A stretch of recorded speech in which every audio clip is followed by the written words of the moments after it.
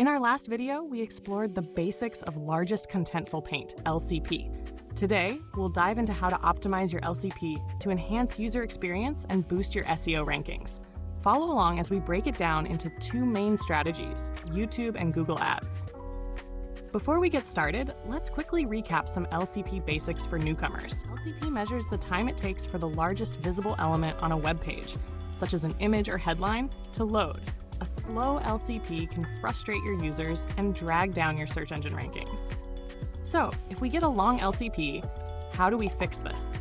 Let's address two common culprits we talked about in our previous video, embedded YouTube videos and Google Ads. First, let's focus on YouTube videos. Implementing lazy loading is a great way to optimize them. Instead of loading the full video iframe immediately, you can display a lightweight placeholder, a thumbnail with a play button.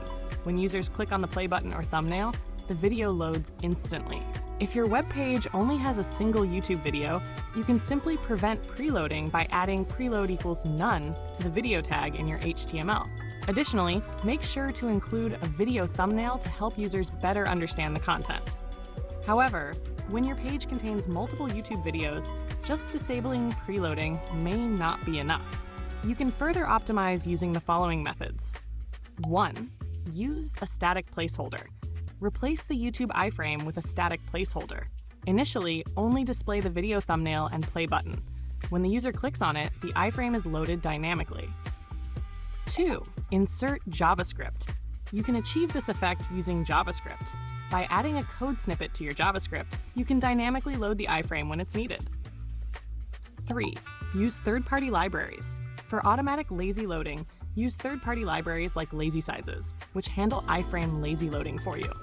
The method is simple. First, add the lazy load class to your iframe and replace the src attribute with data_src. In most cases, Lazy Sizes works without additional configuration to handle iframe lazy loading. A static placeholder should be the foundation for all lazy loading implementations. JavaScript dynamic loading provides more control over loading behavior, such as triggering loads on click events, while third-party libraries are better suited for complex scenarios, like multi-page or multi-video projects, or when you want to simplify development. Combining these three methods can achieve both better performance optimization and a smoother development experience. Next, let's talk about optimizing Google Ads. Use lightweight placeholders for your ad containers to prevent layout shifts while the ad loads in the background. You can also delay loading the ad script until the user scrolls near the ad's position, saving valuable load time. Beyond lazy loading, here are some bonus tips to further reduce LCP. Use a content delivery network, CDN. CDNs serve content faster by replicating data across multiple servers in different regions. When a user accesses your website, their request is routed to the nearest server, reducing latency. Popular CDN providers include Cloudflare, Akamai, Amazon CloudFront, Google Cloud CDN, and Fastly.